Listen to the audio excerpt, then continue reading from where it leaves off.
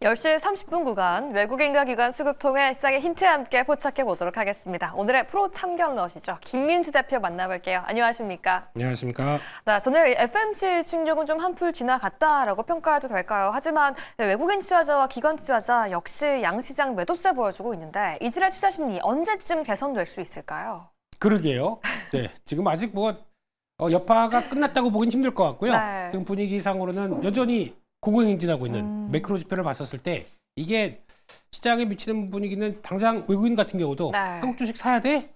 환율 잘못하게 되면 더 올라갈 텐데 그러다 그렇죠. 보니까 마음이 안 동하는 거죠. 그런 과정들이 나오다 보니까 아침부터 또 빠르게 외국인들 매물 쭉 나온다.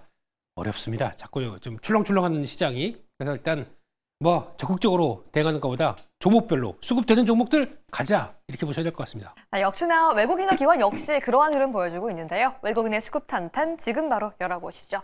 네, 외국인 역시 종목별 이슈별로 섹터가 분산되는 모습 나타나고 있는데요. 일단 현 시간 기준으로 삼성전자, SK하이닉스에 대해서는 동시에 매도하고 있고요. 가장 많이 매수하고 있는 종목은 카카오그룹주 사고 있습니다.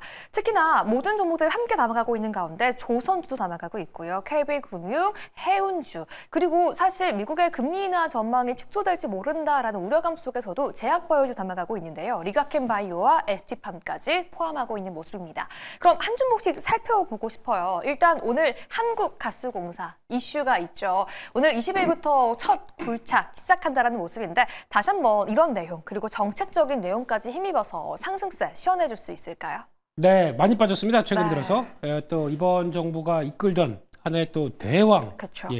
빅킹, 그 웨일 프로젝트 네. 이쪽에서 생각보다 약간 동력이 좀 처질 거 아니냐. 그리고 또 예산도 많이 깎였습니다. 그러다 보니까 거기서 나오는 변화가 아무래도 주가에 좀 안 좋은 쪽으로 작용을 했다가 최근 들어서는 그래도 시추선 온 거 파봐야 되긴 않겠느냐라고 네. 하면서 그 시추를 할 거고 20일부터 시작해서 아마 내년 그 약간 시추 나와서 이제 지질 관련된 쪽들은 내년 한 1, 2월 달 정도면은 확인이 될 것 같고 거기서 또 약간 결과는 그래도 이거 돈 되겠다라는 쪽들은 상반기 중에 나오다 보니까 일정들은 괜찮습니다만 지금 한국가스공사 그러면 그 정도까지 계속 추진할 수 있을 만한 자금이 들어가겠느냐 아직 퀘스천 마크죠. 그래서 그쪽보다는 지금 그걸 뺀다고 하더라도 한국가스공사가 지금 가격대에서 실적이 과거에는 정상적으로 이렇게 가스 요금들을 올리지 못하다 보니까 나왔던 좀 부진한 모습들이 이제 가스 요금 올리기 시작하고 또 성숙이고 게다가 또 약간 밸류업스러운 모습들. 네. 배당도 이제 다시 재개가 되기 시작하게 되면 정상적인 실적이 돌아왔었을 때 배당까지 준다라고 하게 되면 일단 기본 체력은 되는 거 아닙니까? 그렇기 때문에 그 기본 체력만큼 돌아온다라고 보게 되면 그래도 추가적으로 반등은 좀 나오지 않나 라는 쪽으로 바라보고 있는데 그렇다고 해서 예전처럼 나왔던 강한 시세는 네. 나오기가 아직은 조금 동력상으로는 어렵다고 봐야 되겠죠. 결론적으로는 아쉽습니다. 내년에 진짜 묻혀 있다. 거기 가서 우리도 유전국이다라고 할 정도에 대한 변화가 나와야 네. 주가는 탄력을 받지 않나 싶습니다. 대왕고래도 정책도 불확실성은 여전하지만 상승에 대한 체력은 유효하다라고 말씀해 주셨습니다. 이 종목도 함께 체크해 봐야 될 것 같아요. 사실 오늘 전 외국인 투자자가 이 제약주를 매수하는 모습 보면서 그래도 여전히 건재한가라는 생각이 있는데 12회 ST팜이 있습니다. 사실 연내 생물보안법 통과가 완전히 불발이 되었습니다. 하지만 오늘 이슈가 하나 남아있긴 해요. 미국 내에서 생물보안법 예산에 대해서 확정하는 날이기도 한데요. 네. ST팜과 관련된 그런 종목들 저희가 매수 시그널 보내도 되는 걸까요? 잘 보게 되면 이제 CDMO 쪽에서 회사 대표적인 삼성바이오로직스, 네. 그리고 ST팜, 바이넥스 이 삼형제가 다 약합니다. 근데 줄곧 ST팜만 오늘 아침에 시작해서 쭉 올라가다가 다시 내려오는 모습들이 나와서 네.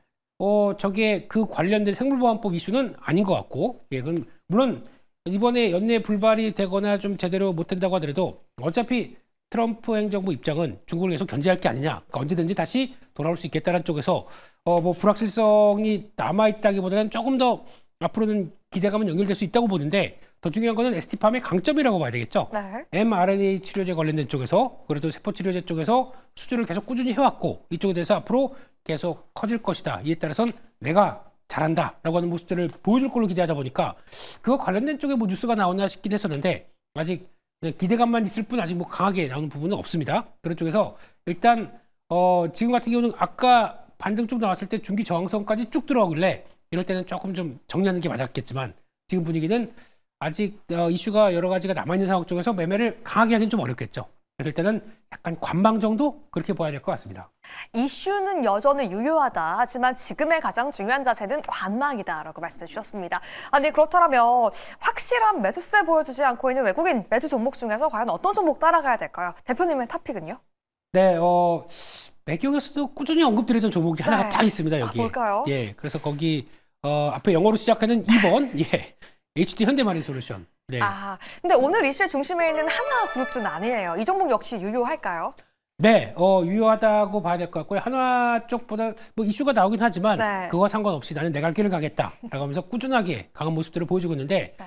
제가 보기에는 뭐 더 가야 되지 않나라는 생각하고 있는데 이런 쪽에서 지금 가장 중요한 게 AM이라고 그러죠. 애프터 마켓. 그러니까 즉 저희가 보통 쉽게 얘기하면 애프터 서비스. 네. 예, 뭐 배를 만들어서 쭉 가다 보니까 여기 고장 났고 여기 뭐 안 되고 이거 좀 어떻게 해주세요라고 하게 되면 오세요 고쳐드릴게요라고 해서 충분히 해드리는 그런 회사. 이런 쪽에서 봤었을 때는 그러니까 조선업황과 상관이 없습니다. 네. 조선업황이 불황이 된다고 하더라도 그때 고쳤을 배들은 나한테 오라라고 하게 되면 그때 나오는 실적을 보게 되면 꾸준하게 우상향입니다.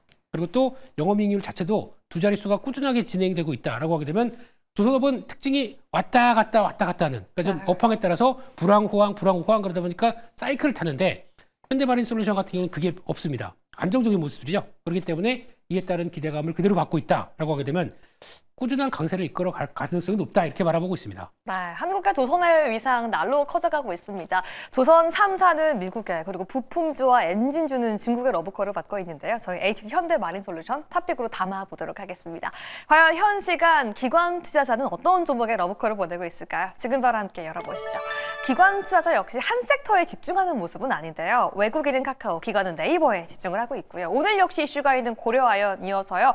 모든 종목들이 좀 개별 섹터로 가고 있습니다. 삼성전자, 그리고 제약주, 조선, 원전 한 종목씩 담아가고 있는데요. 저희도 함께 이슈 따라가 보도록 하시죠. 첫 번째 종목 루닛 알아보겠습니다.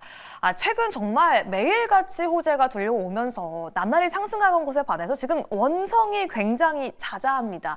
임원들이 사전 공시를 회피하고 블록들을 연이어서 내놓으면서 지금은 충격받고 있고 조정받고 있는데요. 네. 일단 어떤 상황인지 함께 짚어봐야 될 것 같아요. 네, 일단 내용들은 임직원이 돈 필요해서 팔았다. 누가 모를 거냐라고 네. 하지만 자세한 내용을 보게 되면 사전 공시를 하기 위해서 한 주만 덜 쓰면서 사전 공시 안 하고 그걸 피해 나가면서 법령을 가지고 하면서 이렇게 매도가 나왔다. 블록들이 나왔다. 이게 괜히 기분 나쁜 거예요. 그런 쪽에서 그동안 좀 많이 오르다 보니까 그에 따른 차익 매물의 빌미 그런 쪽으로 좀 작용하다 보니까 이게 조금 시장에서는 약간 묵직한 쪽으로 작용하고 있고 게다가 가장 큰 그림은 지금같이 이런 종목들이 성장주라고 봐야 되겠죠. 대표적인 성장주 쪽의 종목들이 지금 미국의 10년물 국채금리 쭉 올라가고 또 지금 약간 어떤 성장주가 부각받을 만한 시기가 아니죠. 금리는 계속 하향될 걸로 보면서 그만큼 성장주가 밸류가 업될 걸로 보여지고 있는데 반대로 나오기 시작한다 그러면 그에 따른 기대감이 좀 꺾이는 것도 많이 오르다 보니까 또 거기서 나오는 부분들이 좀 크다 이렇게 봐야 될 것 같아서 시간이 좀 걸릴 것 같습니다. 네, 어쩌면 자꾸 이러한 공시가 나오는 게 코리안 디스카운트에 좀 요소가 되지 않나라는 실망감이 되기도 하는데요. 모쪼록 빨리 해결되길 바라겠고요. 다음 종목도 함께 체크해 보도록 하겠습니다. 오늘 삼성전자 기관이 4위로 매수하고 있는 모습인데요. 오늘 후재와 악재 동시에 나왔어요. SK하이닉스가 보조금이 확정됐다라는 소식. 다만 인텔이나 TSMC에 비해선 턱없이 적은 양이긴 하고요.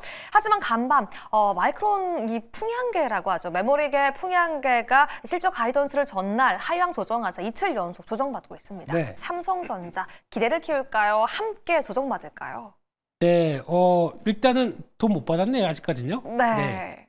적든 말든 일단 시청한 금액 정도로 따지게 되면 우리나라 돈으로 한 9조 2천억 정도 지금 대기를 하고 있는데 이거 감액될 것이냐 또 더 받을 것이냐 여러 가지 얘기 나올 수가 있고 근데 신청한 거에 비해서 환율이 오르다 보니까 더 받을 수도 있는 상황들이긴 한데 아무튼 모르겠습니다. 이건 삼성전자가 그러면 나는 이런 느낌이기 때문에 그리고 또 하이닉스 같은 경우도 돈을 받았는데도 왜 빠져요 그러면 이런 상황이다 보니까 그리고 보조금 관련된 쪽들은 단기 이슈입니다. 그래가지고 주가에 대해서 큰 영향을 안 미친다고 생각합니다. 특히 돈 받게 되면은 그렇잖아요. 돈 줬으니까 어디 얼만큼 하나 보겠어 하고 미국이 또 보고 있겠죠. 네. 가서 해야 될 일이 더 많습니다. 그런 쪽에서 거기 이슈 가지고 너무 왔다 갔다 할 필요는 없을 것 같고요. 제일 중요한 거는 업황, 사이클입니다.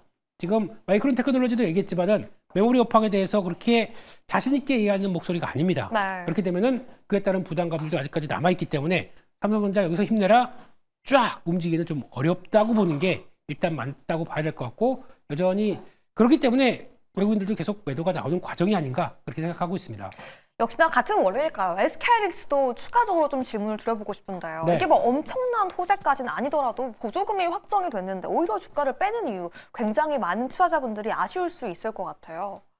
세론? 아, 한국 증시의 특징 세론? 네. 네. 뭐 그거는 그냥 하는 얘기고 아마 둘 다 마찬가지인 것 같습니다. 어제도 시장에서는 이제 마이크론 테크놀로지 실적 가지고 영향받았지만은 아직 메모리 업황 어렵대라고 하다 보니까 그런데 그럼에도 불구하고 SK하이닉스 같은 경우는 HBM으로 수익성 방어는 충분히 할 수 있지 않을까 싶기 때문에 지금보다는 좀 낫긴 하겠지만 네. 지금은 아직 그 실현의 계절이라고 봐야 될 것 같습니다. 조금 타이밍은 좀 묵직하다 이렇게 봐야 될 것 같습니다. 결국 핵심은 이 디램 가격의 인하 추세에 있겠죠. 관련된 내용들까지 꾸준히 함께 체크해 보셔야 되겠고요. 그렇다면 대표님의 기관 매수 종목 중 탑픽 종목 한 종목만 골라주신다면요? 도와주세요. SOS. 아, 예. 자율주행에 대한 기대감, 또 테슬라에 대한 기대감 좀 높여야 된다라고 보시는 걸까요?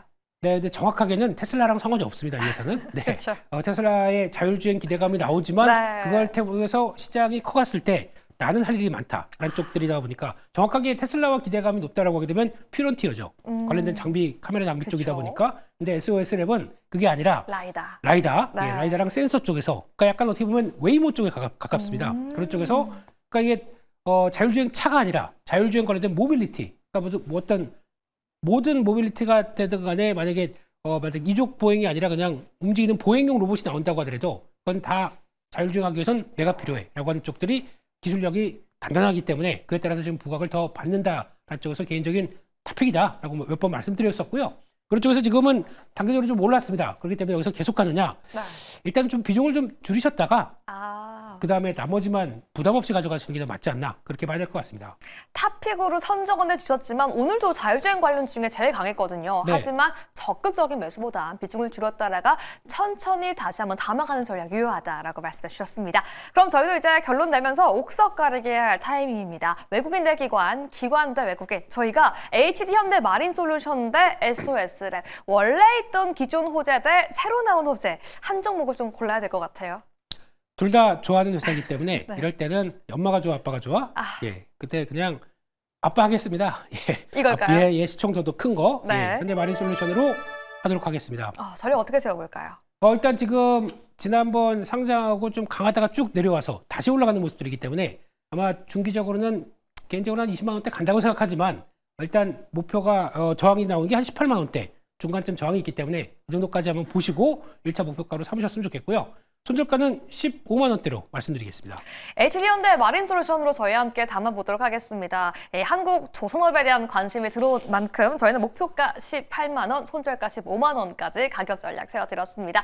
이렇게 외국인과 기관 매도세 이어가고 있는 가운데 10시 30분 구간 저희 수급 통해서 시장의 힌트 함께 알아봤는데요. 오늘의 탑픽까지 제공해드렸으니까요. 여러분들의 투자에 도움되었기를 바라면서 김민수 대표 보내드리겠습니다. 오늘 좋은 말씀 감사드립니다. 감사합니다.